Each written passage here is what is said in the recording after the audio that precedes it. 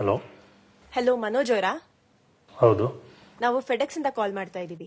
ಹೇಳಿ. ನೀವು Hong Kong ಕಳಿಸಿರೋ parcel ಅಲ್ಲಿ ಡ್ರಗ್ಸ್, ಫೇಕ್ ಪಾಸ್ಪೋರ್ಟ್ ಮತ್ತೆ ಸಿಮ್ ಕಾರ್ಡ್ ಸಿಕ್ಕಿದೆ. ಡ್ರಗ್ಸ್? ನಾನ್ ಯಾವ ಪಾರ್ಸಲ್ ಕಳ್ಸಿಲ್ಲ ರೀ. ಪಾರ್ಸಲ್ ಮೇಲೆ ನಿಮ್ ಮೊಬೈಲ್ ನಂಬರು ಅಡ್ರೆಸ್ಸೇ ಇರೋದು. ರೀ, ಯಾರೋ ಕಳ್ಸಿ ನನ್ನ ಹೆಸರು ಹಾಕಿದ್ರೆ ನಾನೇನ್ರಿ ಮಾಡಕ್ಕಾಗತ್ತೆ? ನೋಡಿ, ನಂಗದೆಲ್ಲ ಗೊತ್ತಿಲ್ಲ. ನಿಮ್ ಕಾಲ್ ನ CBI ಟ್ರಾನ್ಸ್ಫರ್ ಮಾಡ್ತಾ ಇದೀವಿ. ದಯವಿಟ್ಟು ಹೋಲ್ಡ್ ಮಾಡಿ. CBI?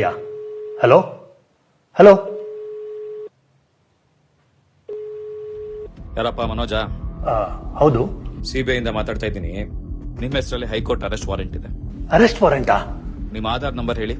5583-684 sir. PAN number? Sir ಅದು 0325 ಸರ್. ನೀವು ಕೆಲಸ ಮಾಡೋ ಕಂಪ್ನಿ ನೋಡಿ. ನೀವು ಹೇಳಿ ಡೀಟೇಲ್ಸ್ ಎಲ್ಲ ಮ್ಯಾಚ್ ಆಗ್ತಾ ಇದೆ. ನೀವು ಈಗಲೇ ಹೊರಟು ಅಂಧೇರಿ ವೆಸ್ಟ್ ಪೊಲೀಸ್ ಸ್ಟೇಷನ್ಗೆ ಬನ್ನಿ. ಸರ್, ನಾನಿರೋದು ಬ್ಯಾಂಗ್ಳೂರಲ್ಲಿ ಸರ್. ಅರ್ಜೆಂಟಾಗಿ ಬಾಂಬೆಗೆ ಬಾ ಅಂದ್ರೆ ಹೇಗ್ ಬರಕ್ಕಾಗತ್ತೆ ಸರ್? ಸರಿ, ನಾವು ನಿಮ್ಮನ್ನ ಡಿಜಿಟಲ್ ಅರೆಸ್ಟ್ ಮಾಡ್ತಾ ಇದ್ದೀವಿ.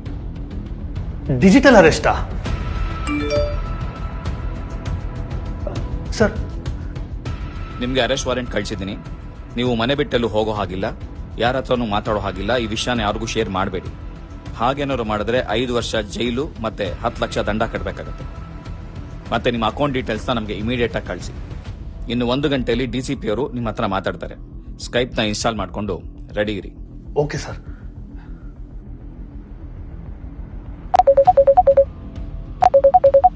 ಏನಪ್ಪ, ನೀನೇನಾ ಮನೋಜು? ಹೌದು ಸರ್. ನಿನ್ ಡೀಟೇಲ್ಸ್ ಎಲ್ಲ ಚೆಕ್ ಮಾಡಿದೀವಿ.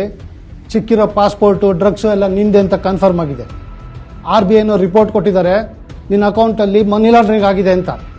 ಸೊ ನಿನ್ನ ಡಿಜಿಟಲ್ ಅರೆಸ್ಟ್ ಮಾಡೋಕ್ಕಾಗಲ್ಲ, ಫಿಸಿಕಲ್ ಅರೆಸ್ಟೇ ಮಾಡಬೇಕು. ಲೋಕಲ್ ಪೊಲೀಸ್ ಹೇಳಿದ್ದೀವಿ, ಅವ್ರು ಇನ್ನೇನು ಬರ್ತಾರೆ, ಸಹಕರಿಸಿ.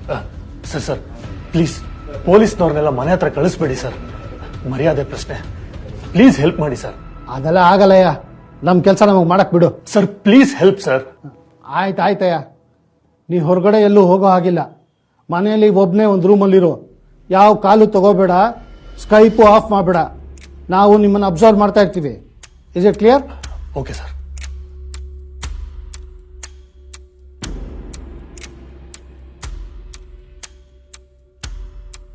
ಮನೋಜ್, ಫುಲ್ ಇನ್ವೆಸ್ಟಿಗೇಷನ್ ಆಗಿದೆ. ನೀವು ಇನ್ನೋಸೆಂಟು, ಟ್ರ್ಯಾಪ್ ಆಗಿದ್ದೀರಾ ಅಂತ ಅನ್ನಿಸ್ತಾ ಇದೆ. ಆದರೆ ಮನಿ ಲಾಂಡ್ರಿಂಗ್ ಇನ್ನೂ ಫೈನಲೈಸ್ ಆಗಿಲ್ಲ. ಒಂದು ಕೆಲಸ ಮಾಡಿ, ನಾನು ಒಂದು ಗೌರ್ಮೆಂಟ್ ಅಕೌಂಟ್ ನಂಬರ್ ಕೊಡ್ತೀನಿ, ಅದಕ್ಕೆ ನಿಮ್ಮ ಫಂಡ್ಸ್ ಎಲ್ಲ ಟ್ರಾನ್ಸ್ಫರ್ ಮಾಡಿಬಿಡಿ. ಮನಿ ಲಾಂಡ್ರಿಂಗ್ ಆಗಿದ್ದರೆ ಅದನ್ನು ಡಿಡಕ್ಟ್ ಮಾಡಿ ಬ್ಯಾಲೆನ್ಸ್ ಎಲ್ಲ ನಿಮ್ಮ ಅಕೌಂಟ್ಗೆ ವಾಪಸ್ ಟ್ರಾನ್ಸ್ಫರ್ ಮಾಡಿಬಿಡ್ತೀವಿ. ನಾನು ಇಷ್ಟು ಸಹಾಯ ಮಾಡಬಲ್ಲೆ ನಿಮಗೆ.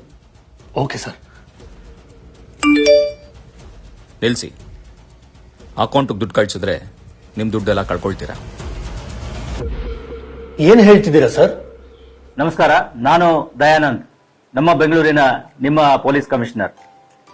ಇತ್ತೀಚಿನ ದಿನಗಳಲ್ಲಿ ಸೈಬರ್ ವಂಚಕರು ನಿಮ್ಮನ್ನ ವಂಚಿಸಲು ನಿಮ್ಮ ಖಾಸಗಿ ಮಾಹಿತಿಯನ್ನ ಬೇರೆ ಬೇರೆ ಮೂಲಗಳಿಂದ ಪಡೆದುಕೊಂಡು ನಿಮ್ಮನ್ನ VVIP ಕರೆಗಳ ಮೂಲಕ ಸಂಪರ್ಕಿಸಿ ತಾವು ಕೊರಿಯರ್ ಕಂಪನಿಗಳು ಅಥವಾ CBI, ED ಅಥವಾ ಮುಂಬೈ ಪೊಲೀಸ್, ಡೆಲ್ಲಿ ಪೊಲೀಸ್ ಅಂತ ಹೇಳಿ, ನಾರ್ಕೋಟಿಕ್ ಡಿಪಾರ್ಟ್ಮೆಂಟ್ ಅಂತ ಹೇಳಿ ನಿಮ್ಮನ್ನ ನಂಬಿಸಿ ನಿಮ್ಮ ಒಂದು ಯಾರ ಸಂಪರ್ಕವೂ ನೀವು ಬಾರದೆ ಡಿಜಿಟಲ್ ಅರೆಸ್ಟ್ ಮಾಡಿದ್ದೇವೆ ಅಂತ ಒಂದು ಬೆದರಿಕೆಯನ್ನು ಹಾಕಿ, ನಂತರ ನೀವು ಮನಿ ಲಾಂಡ್ರಿಂಗ್ ನಲ್ಲಿ ಅಥವಾ ಡ್ರಗ್ ಸಪ್ಲೈನಲ್ಲಿ ಅಥವಾ ಇತರ ಕಾನೂನು ಬಾಹಿರ ಚಟುವಟಿಕೆಗಳಲ್ಲಿ ಭಾಗಿಯಾಗಿದ್ದೀರಿ ಅಂತ ಹೇಳಿ ನಿಮ್ಮನ್ನ ಹೆದರಿಸಿ ನಿಮ್ಮಿಂದ ಬೇರೆ ಬೇರೆ ಬ್ಯಾಂಕ್ ಖಾತೆಗಳಿಗೆ ಹಣವನ್ನ ವರ್ಗಾವಣೆ ಮಾಡಿಕೊಂಡು ಮೋಸ ಮತ್ತು ವಂಚನೆ ಮಾಡ್ತಾ ಇರತಕ್ಕಂಥದ್ದು ಕಂಡು ಬಂದಿದೆ.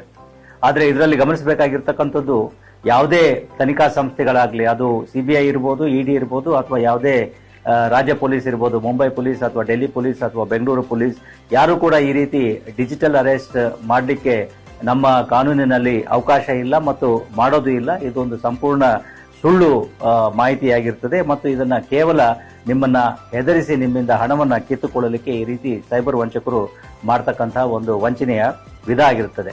ಆದ್ರಿಂದ ನೀವು ಯಾವುದೇ ಈ ರೀತಿಯ ಕರೆಗಳನ್ನ ನೀವು ಸ್ವೀಕರಿಸಿದ್ದೇ ಆದಲ್ಲಿ, ಯಾರಾದರೂ ಈ ರೀತಿ ನಿಮ್ಮನ್ನ ಈ ಕಾನೂನು ಬಾಹಿರ ಚಟುವಟಿಕೆಗಳು ನೀವು ತೊಡಗಿದ್ದೀರಿ ಅಂತೇಳಿ ಹೆದರಿಸಿ ನಿಮ್ಮನ್ನ ಡಿಜಿಟಲ್ ಅರೆಸ್ಟ್ ಮಾಡತಕ್ಕಂತಹ ಒಂದು ಸನ್ನಿವೇಶ ಉದ್ಭವ ಆಗದಲ್ಲಿ ತಕ್ಷಣವೇ ಆ ಕರೆಯನ್ನ ಕಟ್ ಮಾಡಿ ನೇರವಾಗಿ 1930ಗೆ ಕಾಲ್ ಮಾಡಿ ಎಲ್ಲ ಮಾಹಿತಿಗಳನ್ನ ನೀಡಿದ್ರೆ ಅವರು ಇದ್ರ ಮೇಲೆ ಕ್ರಮ ಕೈಗೊಳ್ತಾರೆ. ಅಥವಾ ನೀವು ಸ್ಥಳೀಯ ಪೊಲೀಸ್ ಠಾಣೆಗೆ ಹೋಗಿ ಅಲ್ಲಿಯೂ ಕೂಡ ಇದರ ಬಗ್ಗೆ ಮಾಹಿತಿಯನ್ನ ನೀಡಬಹುದಾಗಿದೆ.